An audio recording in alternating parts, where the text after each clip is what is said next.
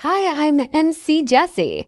大家好，讀你聽2.0，今日繼續讀 Miguel de Cervantes 嘅 Don Quixote， 我哋讀到第29節啦。呢節叫做 Which treats of the droll device and method adopted to extricate our love-stricken knight from the severe penance he had imposed upon himself。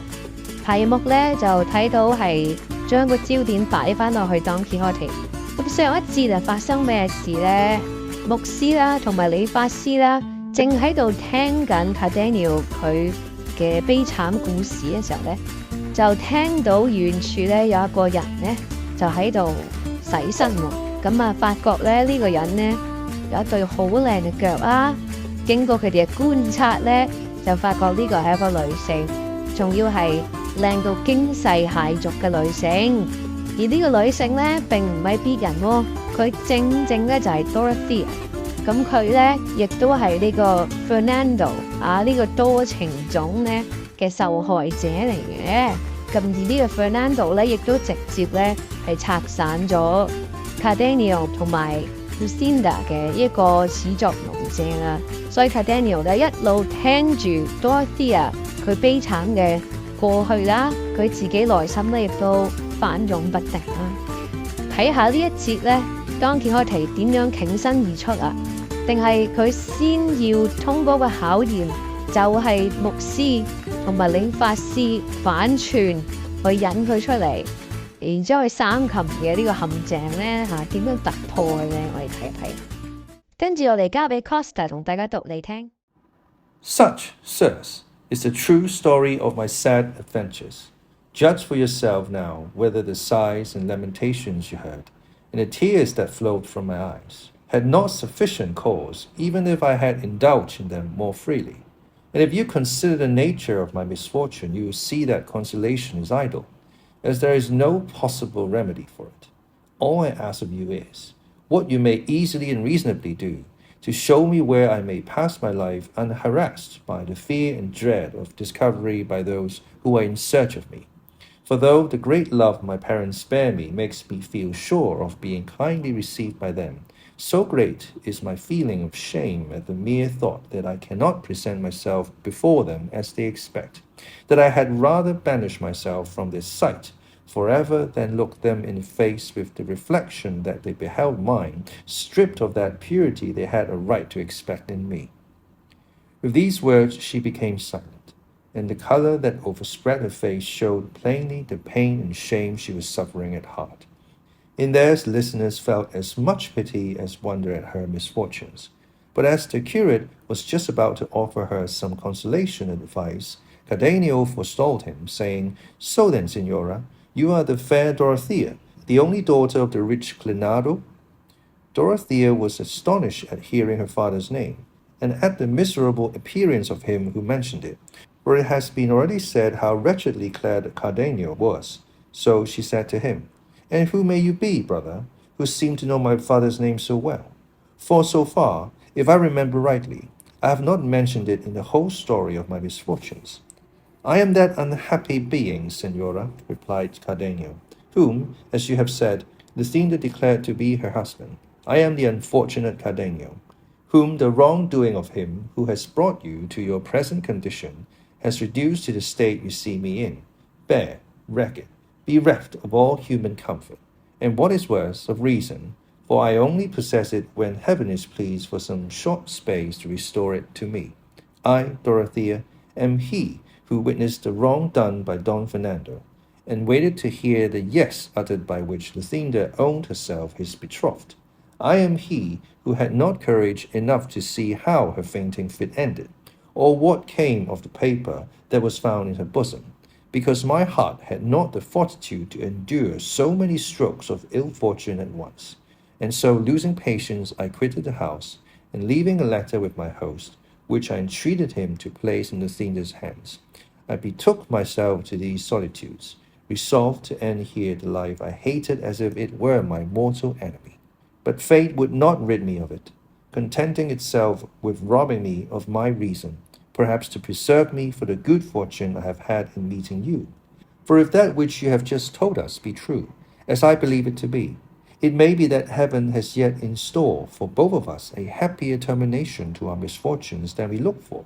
because seeing that Lucinda cannot marry Don Fernando, being mine, as she has herself so openly declared, and that Don Fernando cannot marry her as he is yours, we may reasonably hope that heaven will restore to us what is ours, as it is still in existence and not yet alienated or destroyed. And as we have this consolation springing from no very visionary hope or wild fancy, I entreat you, Senora, to form new resolutions in your better mind, as I mean to do in mine, preparing yourself to look forward to happier fortunes. For I swear to you by the faith of a gentleman and a Christian, not to desert you until I see you in possession of Don Fernando, and if I cannot by words induce him to recognize his obligation to you, in that case to avail myself of the right which my rank as a gentleman gives me, and with just cause challenge him on account of the injury he has done you, not regarding my own wrongs, which I shall leave to heaven to avenge, while I on earth devote myself to yours. Cardenio's words completed the astonishment of Dorothea, and not knowing how to return thanks for such an offer, she attempted to kiss his feet, but Cardenio would not permit it, and the licentiate replied for both, commended the sound reasoning of Cardenio, and lastly begged, advised, and urged them to come with him to his village, where they might furnish themselves with what they needed, and take measures to discover Don Fernando or restore Dorothea to her parents, or do what seemed to them most advisable. Cardenio and Dorothea thanked him, and accepted the kind offer he made them, and the barber, who had been listening to all attentively and in silence, on his part some kindly words also, and with no less goodwill than the curate offered his services in any way that might be of use to them. He also explained to them in a few words the object that had brought them there, and the strange nature of Don Quixote's madness, and how they were waiting for his squire, who had gone in search of him. Like the recollection of a dream, the quarrel he had had with Don Quixote came back to Cardenio's memory, and he described it to the others, but he was unable to say what the dispute was about. At this moment they heard a shout, and recognized it as coming from Sancho Panza, who, not finding them where he had left them, was calling aloud to them. They went to meet him, and in answer to their inquiries about Don Quixote, he told them how he had found him stripped to his shirt, lank, yellow, half dead with hunger, and sighing for his lady Dorothea. And although he had told him that she commanded him to quit that place and come to El Toboso, where she was expecting him, he had answered that he was determined not to appear in the presence of a beauty until he had done deeds to make him worthy of a favor. And if this went on, Sancho said, he ran the risk of not becoming an emperor as in duty bound, or even an archbishop, which was the least he could be, for which reason they ought to consider what was to be done to get him away from there. The licentiate in reply told him not to be uneasy, for they would fetch him away in spite of himself. He then told Cardenio and Dorothea what they had proposed to do to cure Don Quixote, or at any rate take him home, upon which Dorothea said that she could play the distressed damsel better than the barber, especially as she had there the dress in which to do it to life, and that they might trust to her acting the part in every particular requisite for carrying out their scheme, for she had read a great many books of chivalry, and knew exactly the style in which afflicted damsels beg boons of knights errant. In that case, said the curate, there is nothing more required than to set about it at once, for beyond a doubt fortune is declaring itself in our favor, since it has no unexpectedly begun to open the door for your relief, and smooth the way for us to our object. Dorothea then took out of her pillowcase a complete petticoat of some rich stuff, and a green mantle of some other fine material, and a necklace and other ornaments out of a little box. And with these in an instant she so arrayed herself that she looked like a great and rich lady. All this and more, she said, she had taken from home in case of need, but that until then she had had no occasion to make use of it. They were all highly delighted with her grace, air, and beauty, and declared Don Fernando to be a man of very little taste when he rejected such charms. But the one who admired her most was Sancho Panza, for it seemed to him that in all the days of his life he had never seen such a lovely creature, and he asked the curate with great eagerness who this beautiful lady was, and what she wanted in these out-of-the-way quarters. This fair lady, brother Sancho, replied the curate, is no less a personage than the heiress in the direct male line of the great kingdom of Micomicon, who has come in search of your master to beg a boon of him, which is that he redress a wrong or injury that the wicked giant has done her, and from the fame as a good knight which your master has acquired far and wide, his princess has come from Guinea to seek him. A lucky seeking and a lucky finding, said Sancho Panza at this, especially if the master has the good fortune to redress that injury and right that wrong, and kill that son of a giant your worship speaks of, as kill him he will if he meets him, unless indeed he happens to be a phantom, for my master has no power at all against phantoms. But one thing among others I would beg of you, Signora, said she, which is that, to prevent my master taking a fancy to be an archbishop, for that is what I'm afraid of, your worship would recommend him to marry this princess at once, for in this way he will be disabled from taking archbishop's orders, and will easily come into his empire, and I to the end of my desires. I have been thinking over the matter carefully, and by what I can make out I find it will not do for me that my master should become an archbishop, because I am no good for the church, as I am married, and for me now, having as I have a wife and children, to set about obtaining dispensations to enable me to hold a place of profit under the church would be endless work. So that, Signor, it all turns on my master marrying this lady at once, for as yet I do not know her grace, and so I cannot call her by her name. She is called the Princess Micomicona, said the curate, for as her kingdom is Micomicon, it is clear that must be her name. There is no doubt of that, replied Sancho, for I have known many to take their name and title from the place where they were born and call themselves Pedro of Alcalá, Juan of Ubeda, and Diego of Valladolid. And it may be that over there in Guinea, queens have the same way of taking the names of their kingdoms. So it may, said the curate, and as for your master's marrying, I will do all in your power towards it. With which Sancho was as much pleased as the curate was amazed at his simplicity and at seeing what a hold the absurdities of his master had taken of his fancy, for he had evidently persuaded himself that he was going to be an emperor. By this time Dorothy had seated herself upon the curate's mule, and the barber had fitted the oxtail beard to his face, and they now told Sancho to conduct them to where Don Quixote was, warning him not to say that he knew either the licentiate or the barber,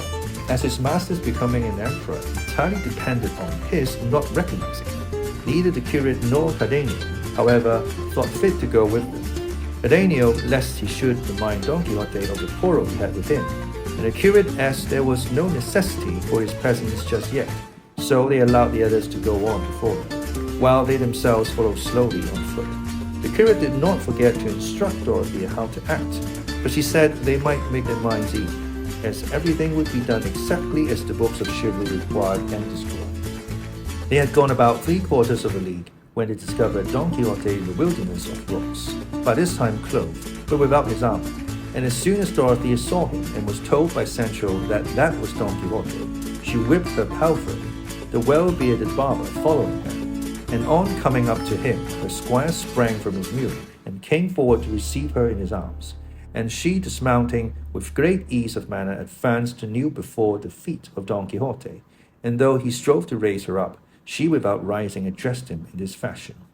From this spot I will not rise, valiant and doughty knight, until your goodness and courtesy grant me a boon, which will rebound to the honour and renown of your person, and render service to the most disconsolate and afflicted damsel the sun has seen. And if the might of your strong arm corresponds to the repute of your immortal fame, you are bound to aid the helpless being who, led by the savour of your renowned name, have come from far distant lands to seek your aid in her misfortunes. I will not answer a word, beauteous lady, replied Don Quixote, nor would I listen to anything further concerning you, until you rise from the earth. I will not rise, Signor, answered the afflicted damsel, unless of your courtesy the boon I ask is first granted me. I grant and accord it, said Don Quixote, provided without detriment or prejudice to my king, my country, or her who holds the key of my heart and freedom, it may be complied with. It will not be the detriment or prejudice of any of them, my worthy lord, said the afflicted damsel. And here Sancho Panza drew close to his master's ear and said to him very softly, Your worship may very safely grant the boon she asks. It's nothing at all, only to kill a big giant. And she who asks it is the exalted Princess Micomicona, queen of the great kingdom of Micomicon of Ethiopia. Let her be who she may, replied Don Quixote. I will do what is my bounden duty, and what my conscience bids me, in conformity with what I have professed. And turning to the damsel, he said, Let your great beauty rise, for I grant the boon which you would ask of me. Then what I ask, said the damsel, is that your magnanimous person accompany me at once whither I will conduct you, and that you promise not to engage in any other adventure or quest until you have avenged me of a traitor who against all human and divine law has usurped my kingdom.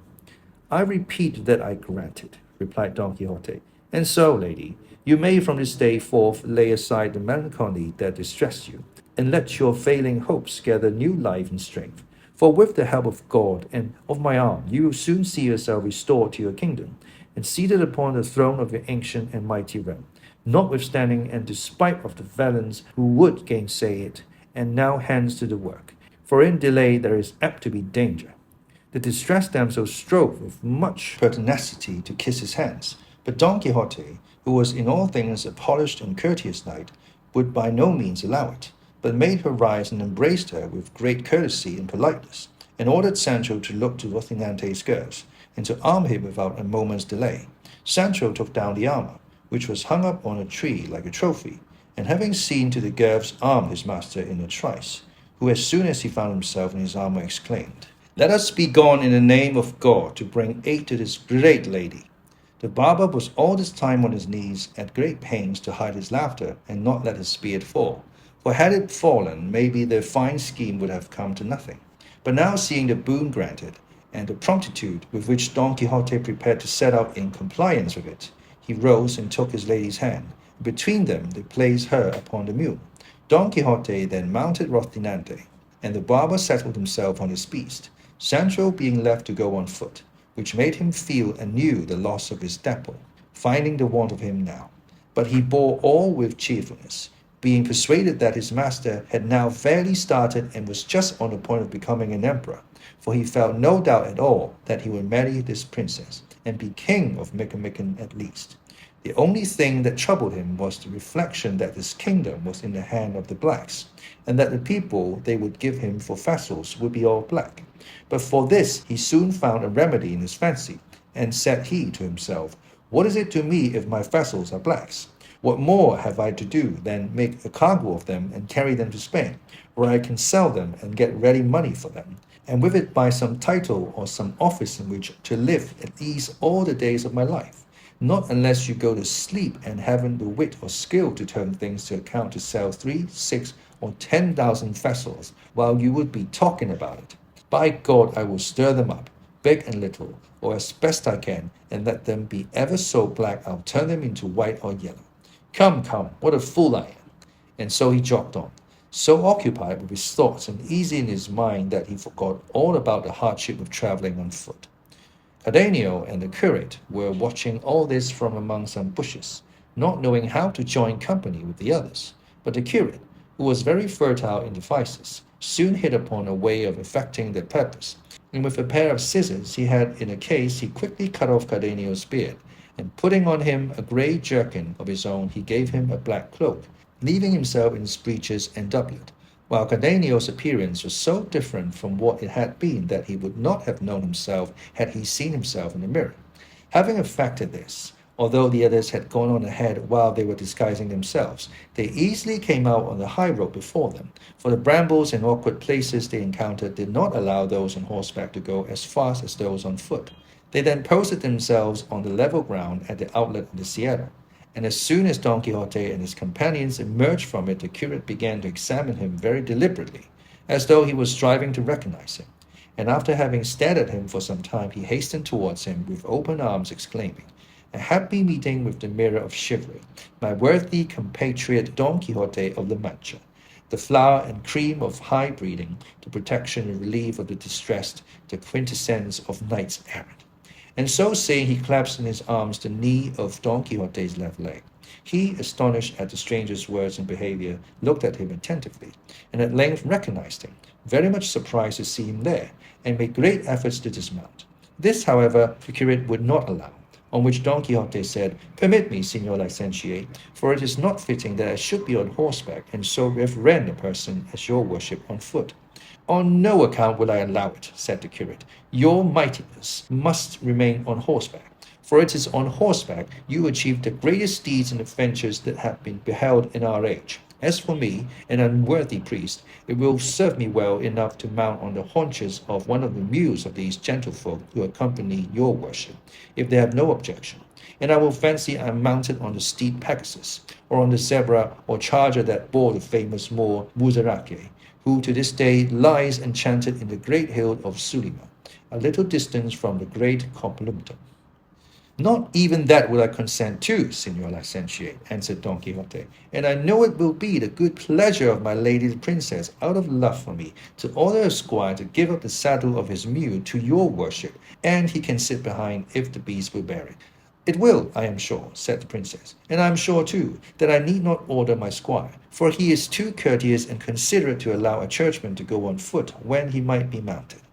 "That he is," said the barber, and at once alighting, he offered his saddle to the curate, who accepted it without much entreaty. But unfortunately, as the barber was mounting behind, the mule, being as it happened a hired one, which is the same thing as saying ill condition, lifted its hind hoofs and let fly a couple kicks in the air, which would have made the Master Nicholas wish his expedition in quest of Don Quixote at the devil had they caught him on the breast or head. As it was, they so took him by surprise that he came to the ground, giving so little heed to his beard that it fell off, and all he could do when he found himself without it was to cover his face hastily with both his hands and moan that his teeth were knocked out. Don Quixote, when he saw all that bundle of beard detached, without jaws or blood, from the face of the fallen squire, exclaimed, "By the living God, but this is a great miracle! It has knocked off and plucked away the beard from his face as if it had been shaved off designedly."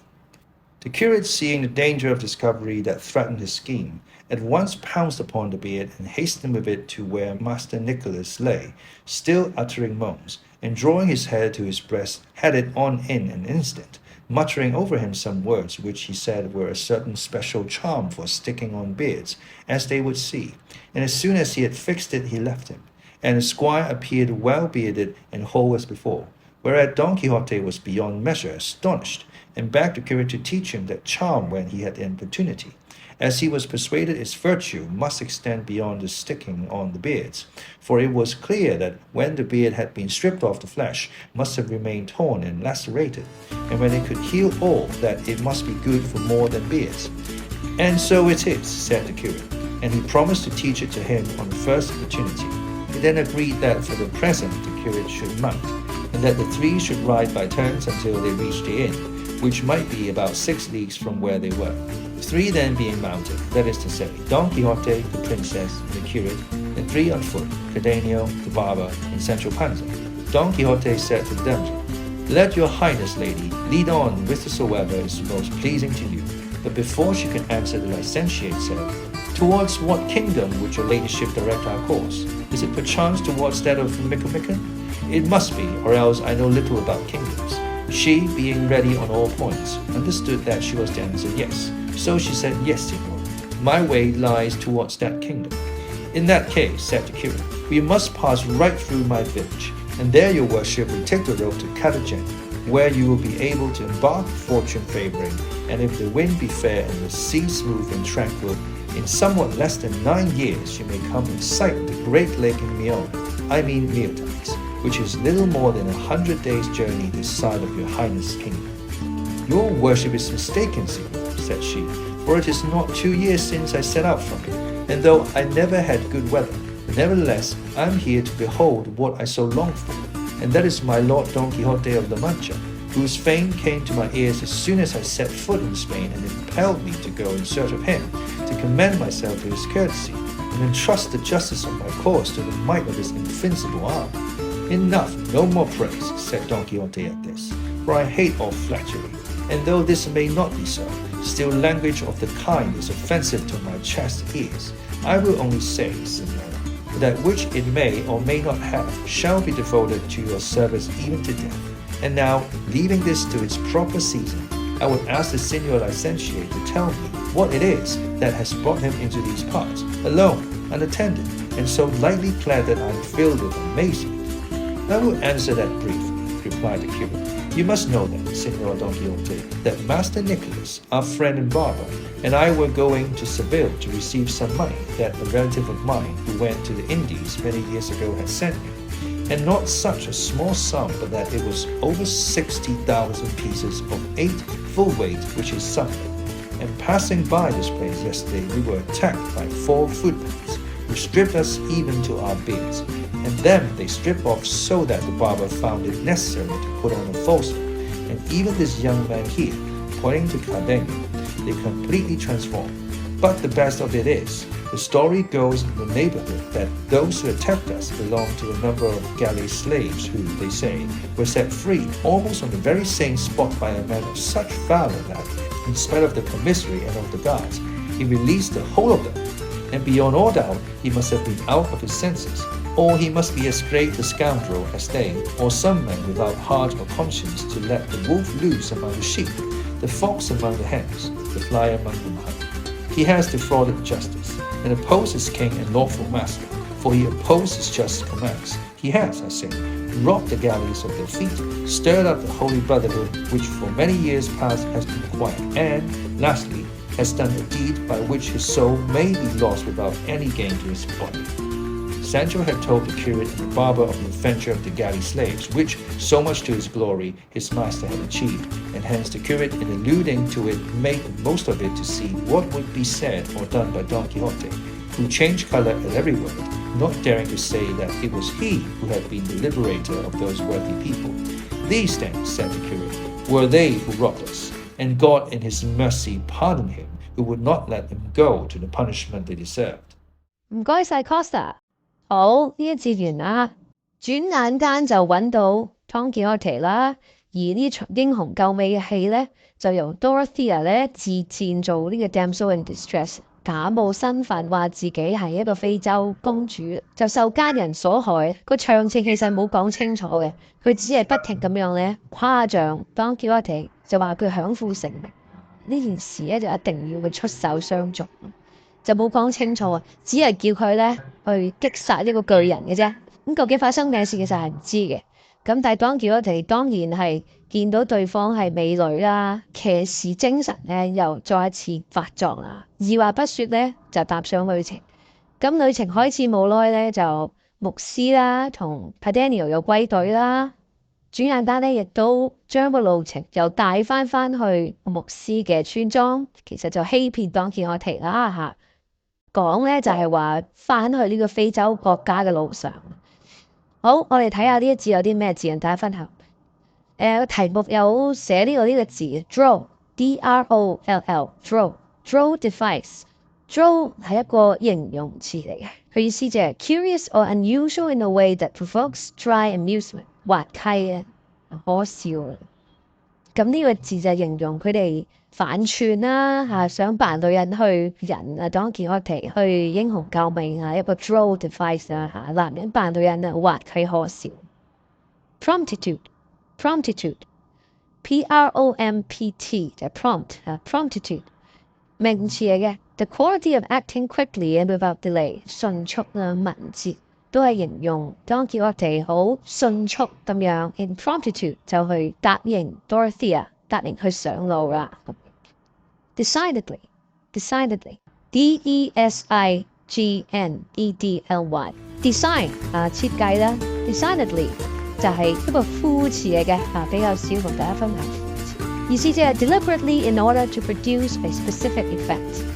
形容動作嘅一個故意嘅設計。好，今日嚟到呢度，下一節讓大家讀嚟聽，拜拜。If you like this video, make sure to comment, like, share and subscribe to Costa. See you next Friday.